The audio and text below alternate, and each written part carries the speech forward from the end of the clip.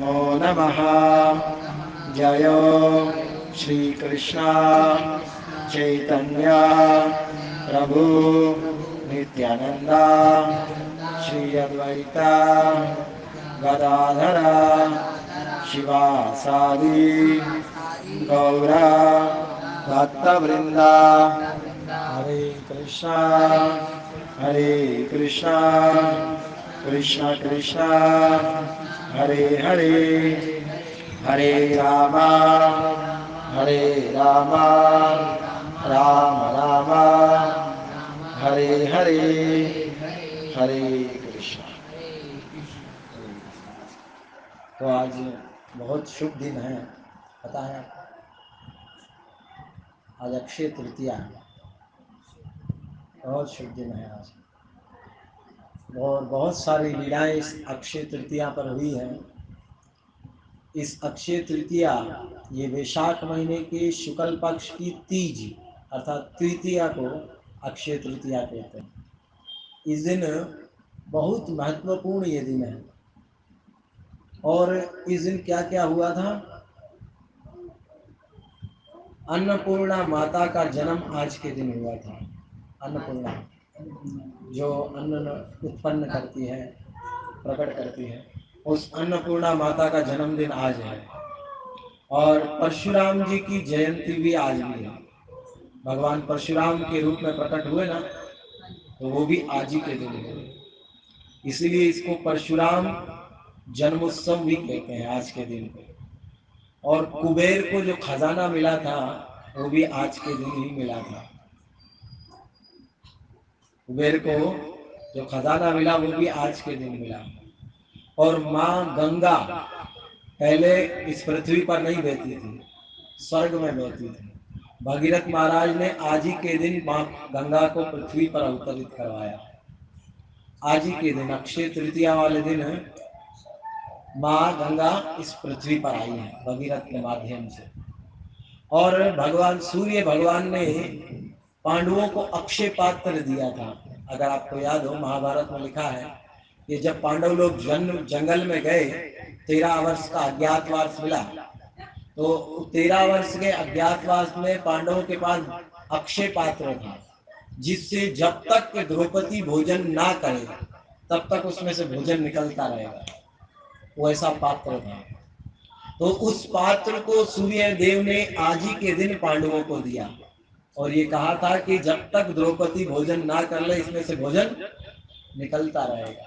उसको अक्षय पात्र आज के दिन दिया था। और महाभारत का युद्ध जो है वो भी आज ही के दिन समाप्त हुआ था, अक्षय तृतीया के दिन। कितने दिन चला था महाभारत का युद्ध? कितने दिन? 18 दिन तक चला महाभारत का युद्ध। और 18 दिन आज के बाद पूर्ण हुआ, महाभारत का युद्ध समाप्त हुआ। वेदव्यास जी ने गणेश जी के माध्यम से जो महाभारत की रचना की वो आज ही के दिन शुरू की। महाभारत लिखना वेदव्यास ने आज के दिन अक्षय तृतीया के दिन लिखना शुरू किया। वेदव्यास जी बोल रहे थे, कौन लिख रहे थे? गणेश जी। गणेश जी लिख रहे थे और वेदव्यास जी बोल रहे थे। वो भी आज के दिन शुरू किया।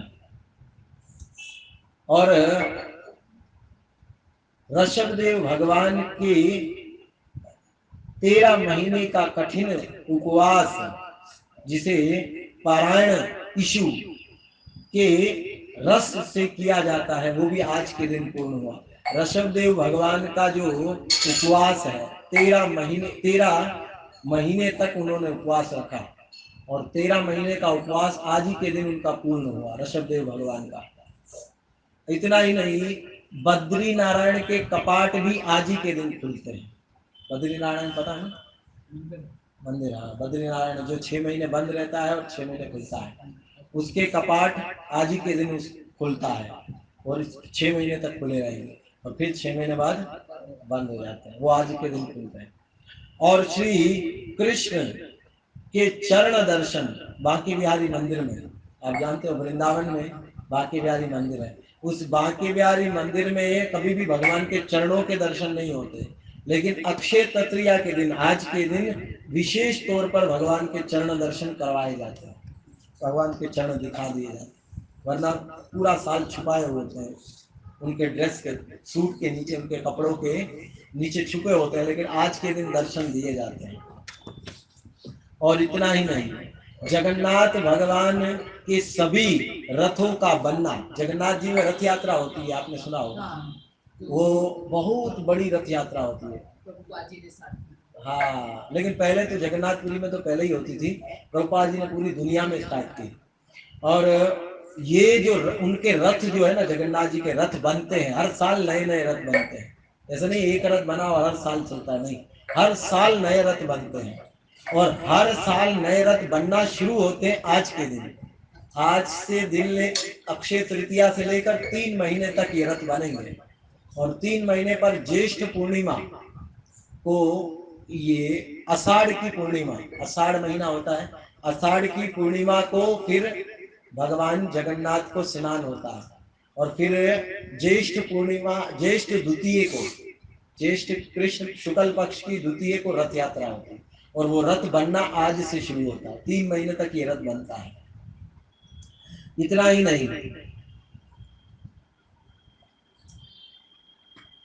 आदि शंकराचार्य ने कनक धारा सूत्र की रचना, कनक धारा सूत्र एक शास्त्र है, बहुत सुंदर है, उस शास्त्र की रचना भी आदि गुरु शंकराचार्य ने आज के दिन पूरी की। आज के दिन उन्होंने इस शास्त्र की रचना की। अक्षय, तो ये अक्षय तृतीया इतना महत्वपूर्ण दिन है, इतने सारे उत्सव इसमें होते हैं। और एक अक्षय तृतीया का अर्थ क्या है? अक्षय, क्षय का अर्थ होता है नाशवान, खत्म हो जाना, उसे क्षय कहते हैं। लेकिन अक्षय का अर्थ होता है जो कभी भी नाश ना हो। आज के दिन किया हुआ दान, आज के दिन किया हुआ पुण्य, आज के दिन किया हुआ व्रत कभी भी नाश नहीं होता, अमर हो जाता है।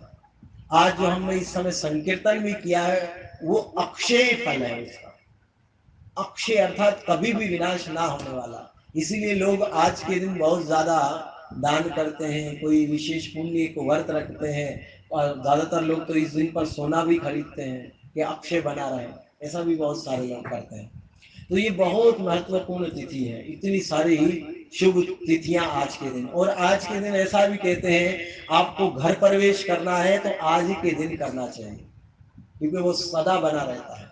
विवाह का दिन है, आज ही के दिन विवाह भी होता है, बिना ब्राह्मण को मुहूर्त दिखाए, बिना कुछ किए आप वो कर सकते हो, क्योंकि ये बहुत शुभ दिन माना जाता है। और दूसरा, आज ही के दिन चंदन यात्रा होती है, प्रारंभ होती है चंदन यात्रा। चंदन यात्रा क्या होती है? चंदन की लकड़ी को पीसकर, चंदन बनाकर, कर्पूर मिलाकर उसमें चंदन बनाकर भगवान की मूर्तियों को, अर्चा विग्रह को लगाया जाता है। और ये उत्सव 21 दिनों तक चलता है, 21 दिनों को लगाया जाता है। और ये उत्सव 21 दिनों तक चलता है। 21 दिनों तक भक्त लोग घर में चंदन को पीसकर, कर्पूर मिलाकर भगवान को चंदन का लेप करते हैं। और पूरे शरीर में भगवान के चंदन लगा हुआ होता है, चरणों से लेकर सिर तक भगवान को चंदन लगाया जाता है। और वो चंदन यात्रा का दिन आज ही के दिन है। और ये चंदन यात्रा की बड़ी सुंदर कथा है, आपको पता है? तो हम संक्षेप में इस चंदन यात्रा की चर्चा करेंगे, क्योंकि चंदन यात्रा, भगवान को चंदन लगाया जाता शुरू होता है ना, तो इसीलिए आज हम इसकी चर्चा करेंगे कि चंदन यात्रा क्या है, क्यों भगवान को चंदन लगाया जाता है। इसकी कथा जुड़ी हुई है चैतन्य महाप्रभु के गुरु जी के भी गुरु जी से।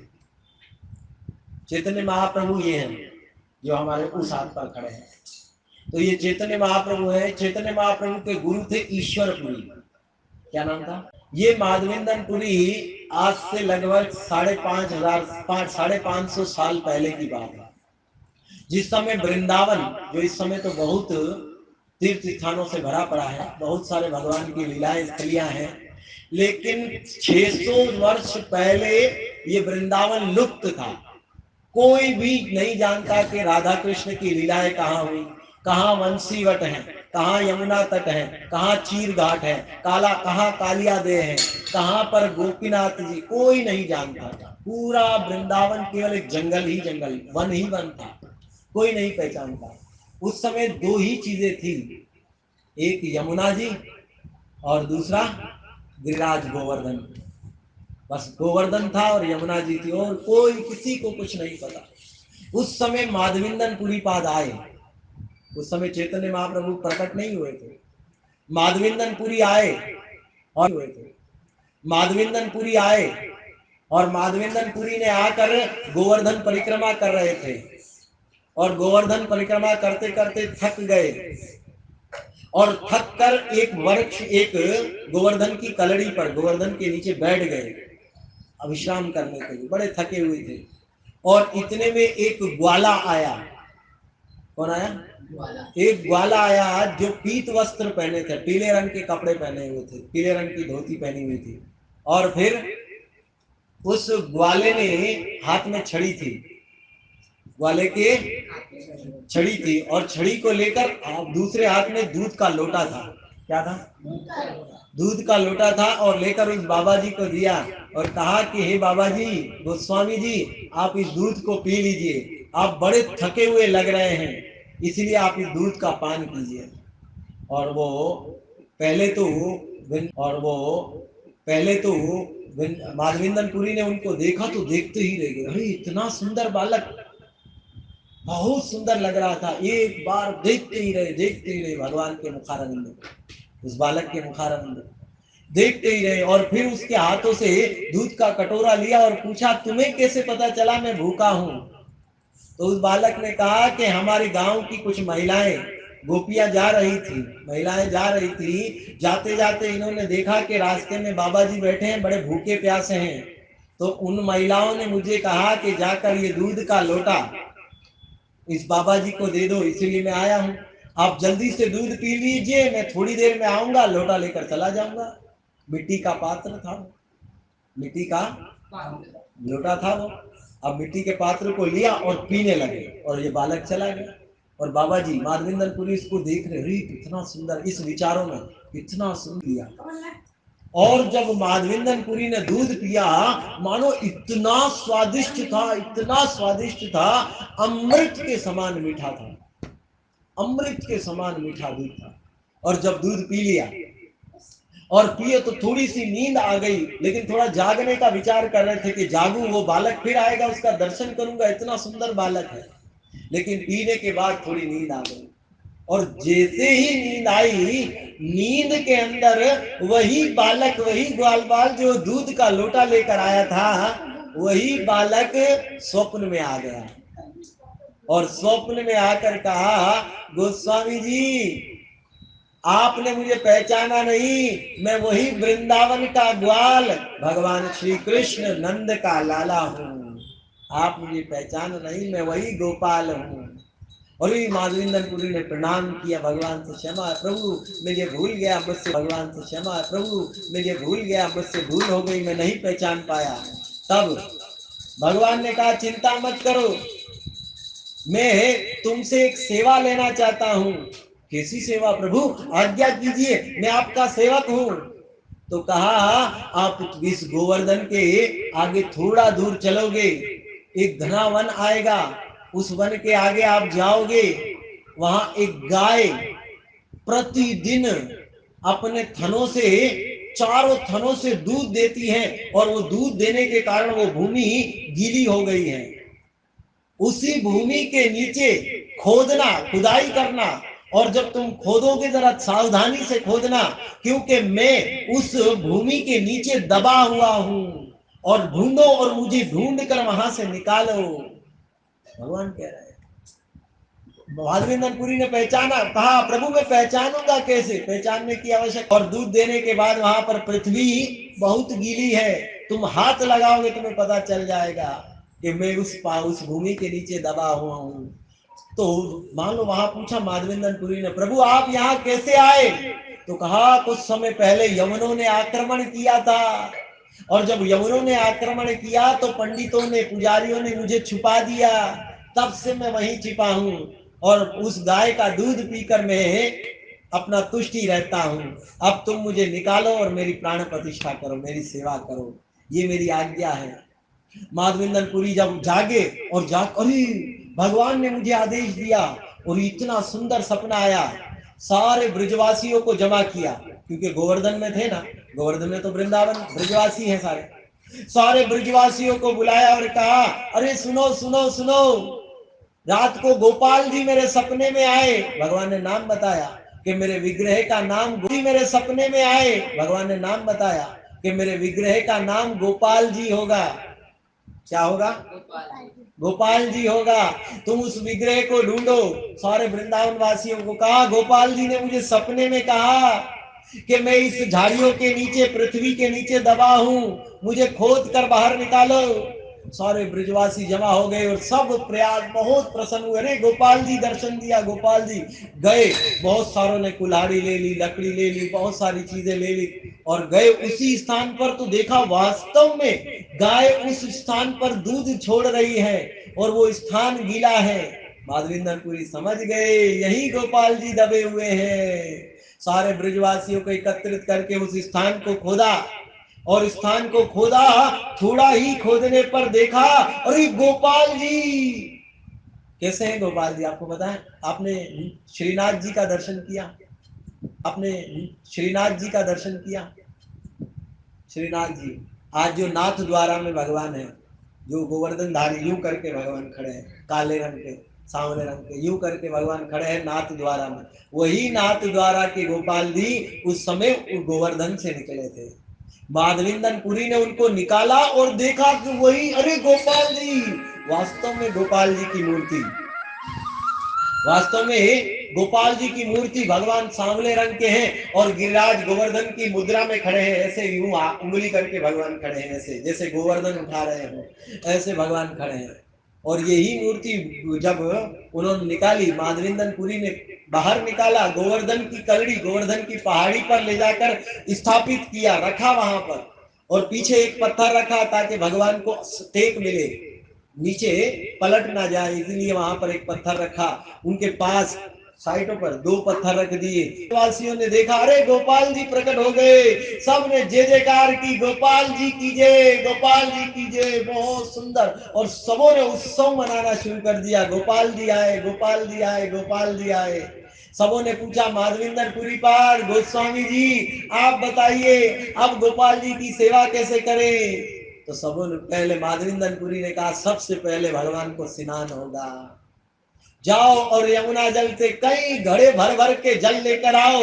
गोपाल जी को स्नान कराया, फिर तेल से उनके शरीर को मालिश किया गया, फिर चिकन करवाया गया तेल से, अर्थात सुगंधित तेलों से उनके शरीर को लेप किया गया, पंचामृत से स्नान कराया गया, दही से, दूध से, घी से, शहद से और चरणामृत अर्थात गंगा यमुना के जल से भगवान को स्नान कराया गया, पंच गव्यों से स्नान कराया गया।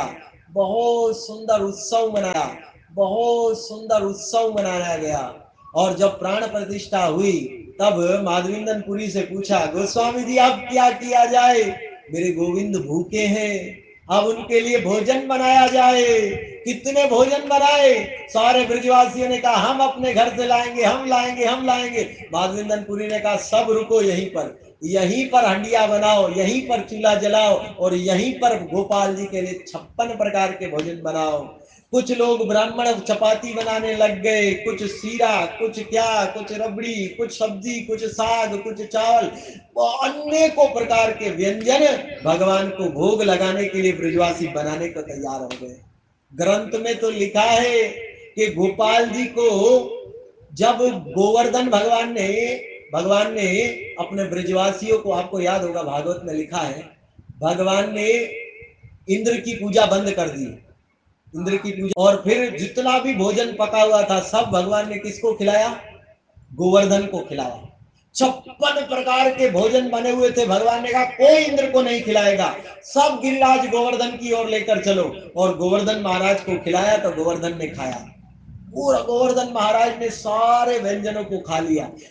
आचार्य गण ग्रंथ में लिखते हैं, ब्रजवासियों ने गोवर्धन को खिलाया, उतना ही अन्न आज दोबारा बना, 5000 साल बाद फिर बना, और बनने के बाद वो सारा भोजन आज गोपाल जी को खिलाया गया। इतना भोजन के मानो भोजन का पहाड़ बन गया हो। इतना भोजन बनाया और गोपाल जी को भोग लगाया। माधवेंद्रपुरी ने देखा गोपाल जी भले मूर्ति रूप में है, सारे का सारा भोजन खा लिया। अर्चा विग्रह के रूप में थे भगवान, लेकिन सारा ब्रजवासियों का बनाया हुआ भोजन भगवान खा गए। लेकिन माधवेंद्रपुरी ने देखा देखा तो भगवान ने विचार किया, अरे मैं सब खा जाऊंगा तो ब्रजवासियों को क्या मिलेगा। इसीलिए भगवान ने अपनी दृष्टि से दोबारा वही भोजन को प्रकट कर दिया, सारा भोजन वापस आ गया। अब ये उत्सव कितने दिन चला? आप कहोगे एक दिन चला। नहीं, एक दिन नहीं चला। एक गांव वालों ने, क्योंकि ब्रज के पास बहुत सारे गांव है ना, तो एक गांव वालों ने कहा कि आज हमने किया।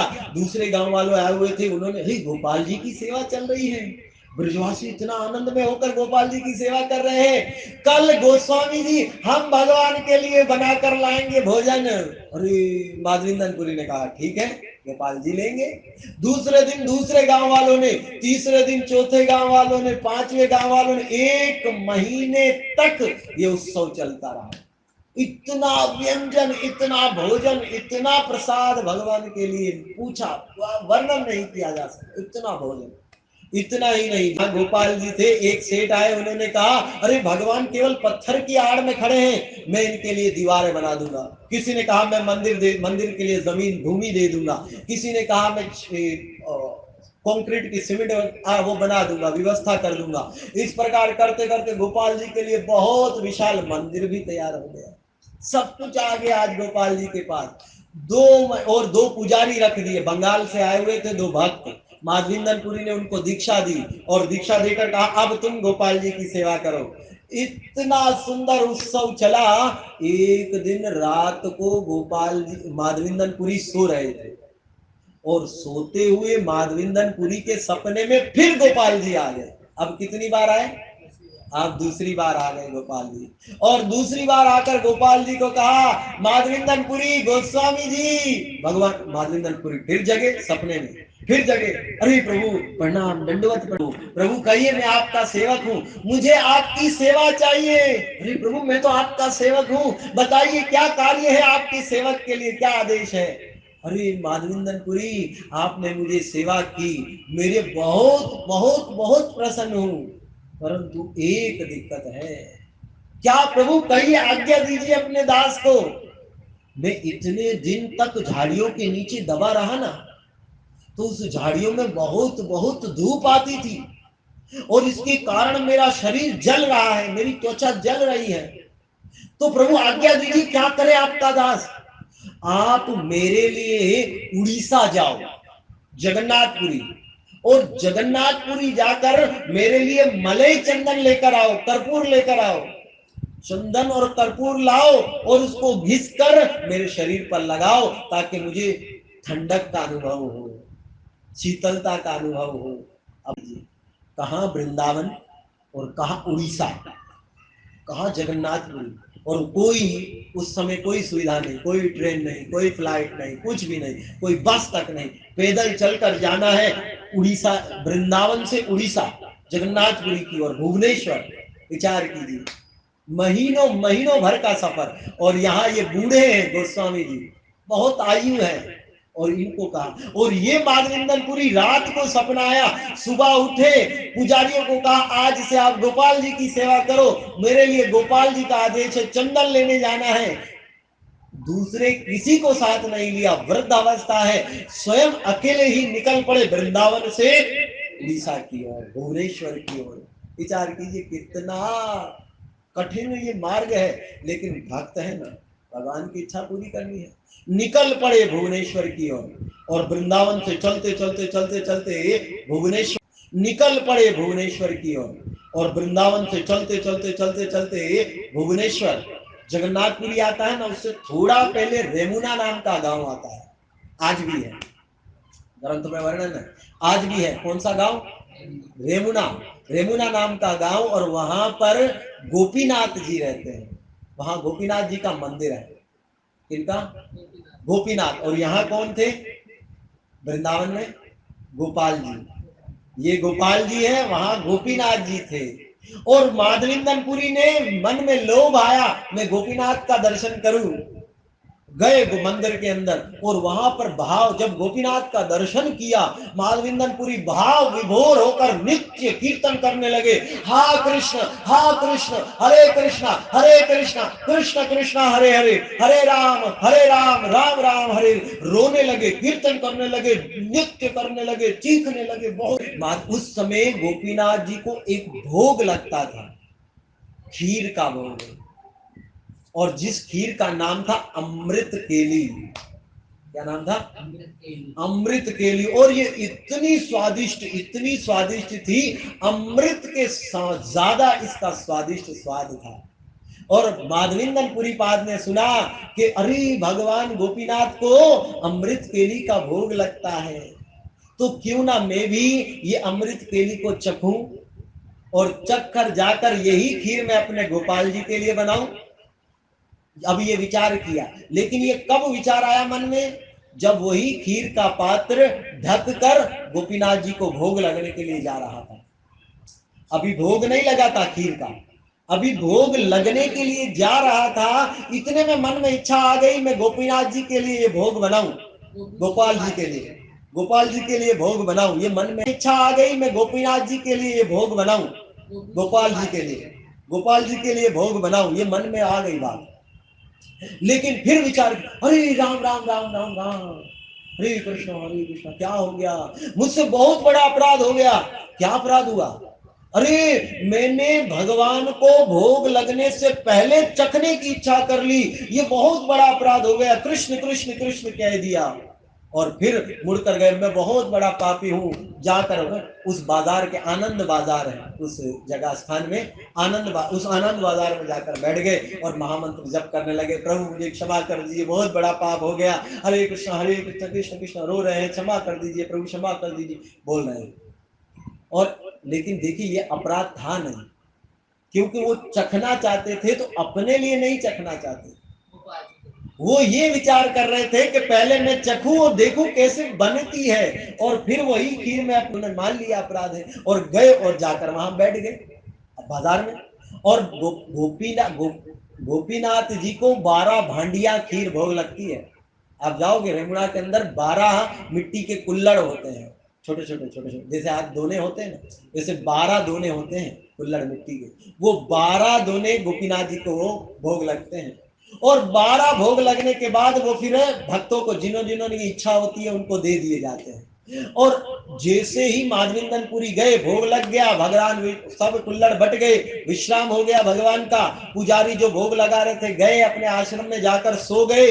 जब रात को पुजारी सो गए, उसी समय गोपीनाथ जी उस पुजारी के सपने में आ गए। कौन? गोपीनाथ जी पुजारी। माधविंदनपुरी के सपने में नहीं आए, जो पुजारी सेवा करता है उसके सपने में आए, और उसको उठाया, पुजारी उठो, पुजारी उठो, मुझे कोई पुकारा, पुजारी उठो, मुझे कोई पुकार, उठ कर, अरे गोपीनाथ जी प्रभु प्रणाम है, आपके चरणों में प्रणाम है, आप कहिए आपके दास से कोई अपराध हुआ, कोई गलती हुई, प्रभु कोई आज्ञा है सेवक के लिए बताइए। अरे हाँ तुम्हारे लिए सेवा है, हाँ प्रभु कहिए ना, आपका दास हूं, क्या सेवा है बताइए। आज तुम्हारे मंदिर में, आज हमारे मंदिर में एक सन्यासी आए थे, जो रो रहे थे, गा रहे थे, हा कृष्ण हरे कृष्ण कर रहे थे, रुदन कर रहे थे। हाँ हाँ आज तो आए तो थे गोस्वामी जी, हाँ, और फिर वो चले गए, रुके नहीं। अरे तुम्हें पता है वो गोस्वामी जी खीर पाना चाहते थे और प्रसाद पाना चाहते थे, प्रसाद लिया नहीं, तुमने दिया नहीं, वो चले गए। अरे हाँ प्रभु मुझसे गलती हो गई, क्षमा कीजिए, अपराध हो गया, मैं कल जैसे ही खीर का बहुत स्वादिष्ट व्यंजन बनाकर आपको भोग लगाऊंगा और उस सन्यासी को देकर। नहीं नहीं नहीं, वो अयाचिक वृत्ति का सन्यासी है। आपको पता सन्यासी भी अलग अलग प्रकार के होते हैं, एक अयाचिक वृत्ति होती है और एक याचक वृत्ति होती है। अयाचक उसे कहते हैं जो बिना मांगे कुछ मिल जाए तो खा लेते हैं, अगर नहीं मिलता तो नहीं खाते, व्रत रख लेते हैं, उसे अयाचक वृत्ति कहते हैं। याचक वृत्ति वो सन्यासी होते हैं जो मांग लेते हैं, लेकिन अयाचक वृत्ति मांगते नहीं, उन भगवान की तरफ से जो मिल गया वही लेकर अपना भरण पोषण करते हैं, नहीं तो वर्त करते हैं। अब वो भगवान के, अरे वो अयाचक वृत्ति के थे, वो मांगते नहीं है सन्यासी, और इसीलिए तुमने उन्हें दिया नहीं। और तुम कहते हो सुबह, वो रुकेंगे नहीं, क्योंकि अयाचक व्यक्ति ज्यादा स्थान पर कहीं रुकते नहीं है, सुबह चले जाएंगे। प्रभु सुबह चले जाएंगे तो अभी मैं क्या करूं?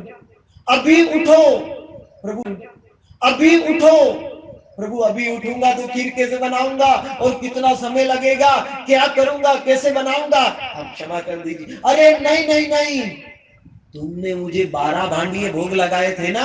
हाँ हाँ प्रभु, 12 भांडिये भोग लगाए। तो उस 12 भांडियों का क्या किया प्रभु? जिन्होंने मांगे थे सबको दे दिए? नहीं नहीं नहीं, 12 भांडी भोग लगे थे, तुमने जब वापस लिए तो मुझसे 11 भांडिये वापस लिए, 11 कुल्हड़ वापस लिए, एक भांडी मैंने चुरा ली थी। अरे बाबा,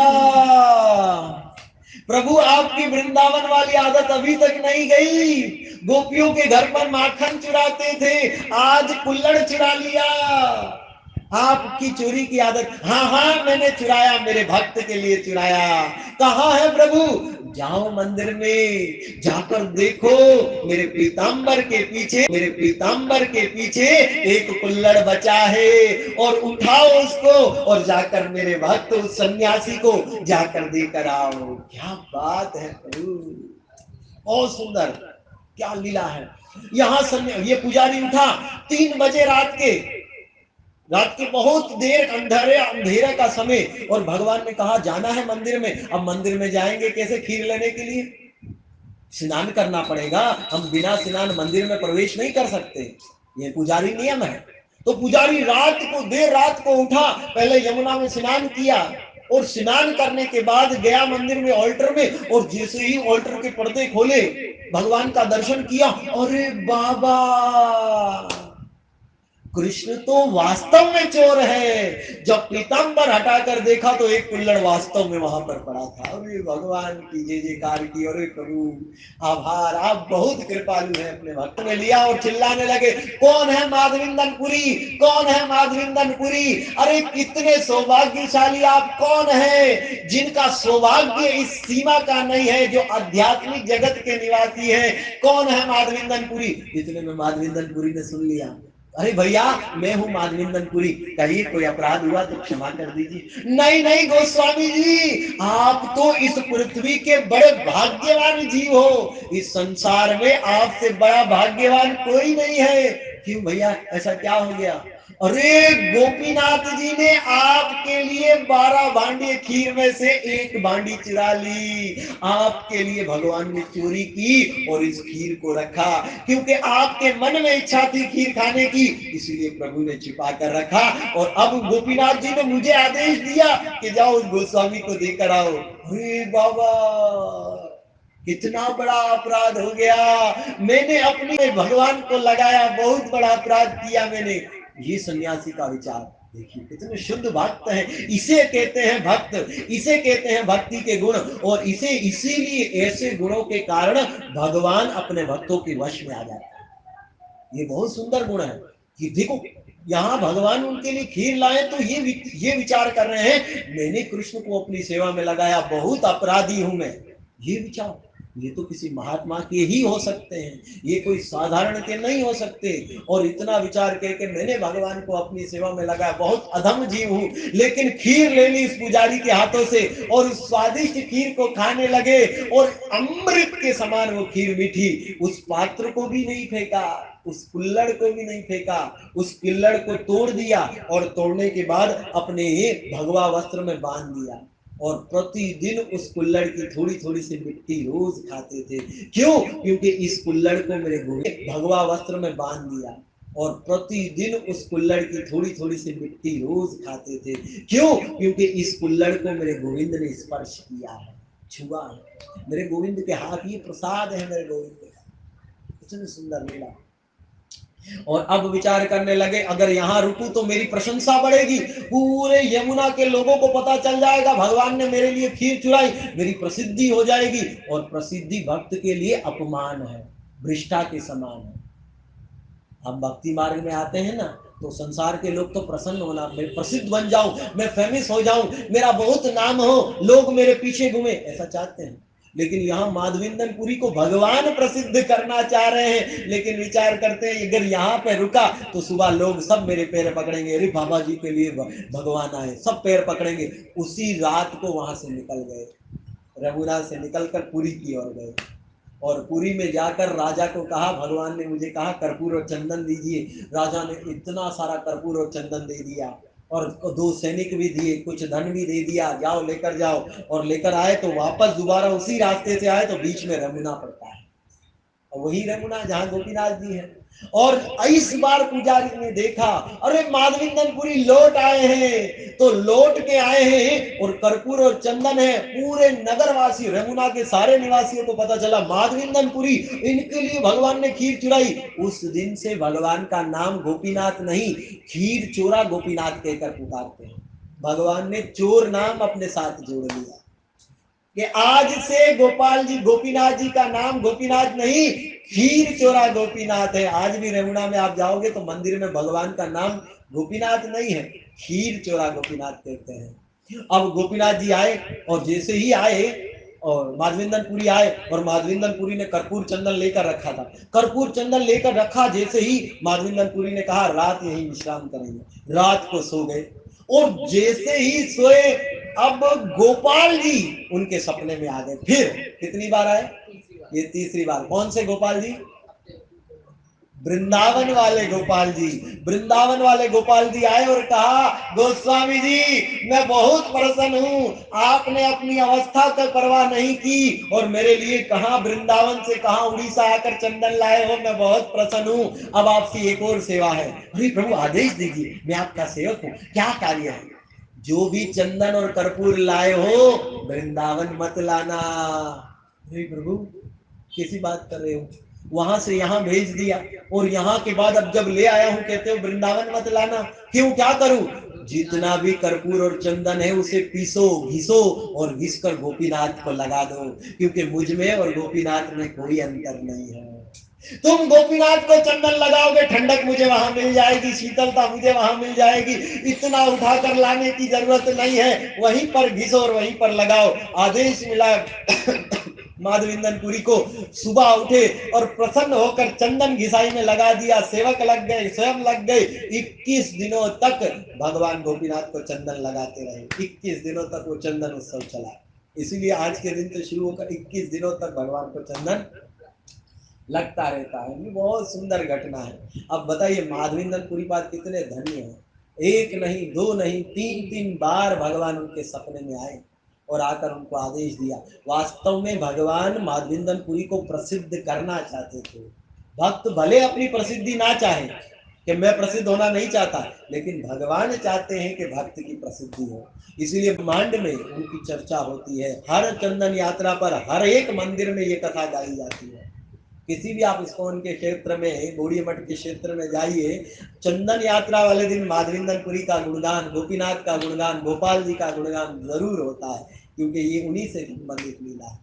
तो ऐसे माधविंदन पुरी के चरणों में प्रणाम करते हैं, गोपीनाथ जी के और गोपाल जी के चरणों में प्रणाम, खीर चोरा गोपीनाथ के चरणों में प्रणाम करके अपनी वाणी को विराम देंगे। खीर चोरा गोपीनाथ की, श्री गोपाल जी